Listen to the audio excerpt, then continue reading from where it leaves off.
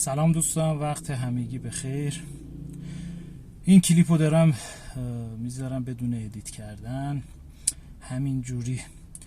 فقط میخواستم بگم که سپتامبرم رسید، یک سری از این ایردراپ ها مثل راکی رابیت، مثل WTC، مثل همستر داره لیست میشه.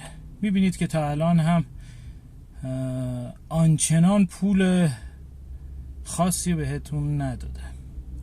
خوبه، به عنوان یه فعالیت خوب است که فعالیت کنید، ولی معتقدم که اگر 10 تا 15% همین فعالیت رو بیایم توی فضای یوتیوب انجام بدیم، فکر میکنم بازدهی فرآیندمان به مراتب بهتری رو داشته باشه. هدفم اینه که یه شبکه درست کنیم به صورت کلی، درست کاری رو که همین پروژه ها انجام میدن، در واقع کمپین مانندی رو تشکیل میدن و از مزایای این کمپینی که تشکیل دادن استفاده میکنن.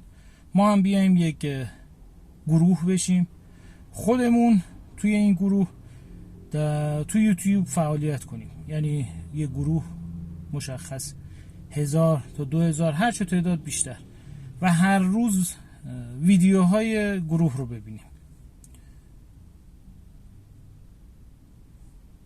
و در واقع با دیدن ویدیوهای نفرات گروه کسب درآمد کنیم.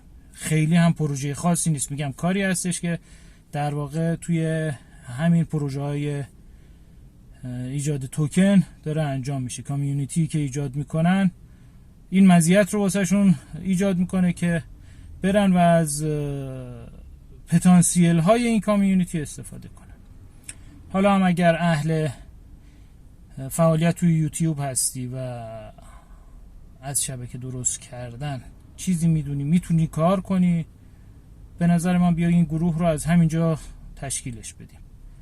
منو سابسکرایب کن، به دوستات هم معرفی کن. گروه بزرگ که شد، شروع میکنیم به ایجاد شرایط مانیتایز شدن. اولین نفر مانیتایز که شد شروع میکنه مابقی رو لیست میکنه، به مابقی گروه معرفی میکنه.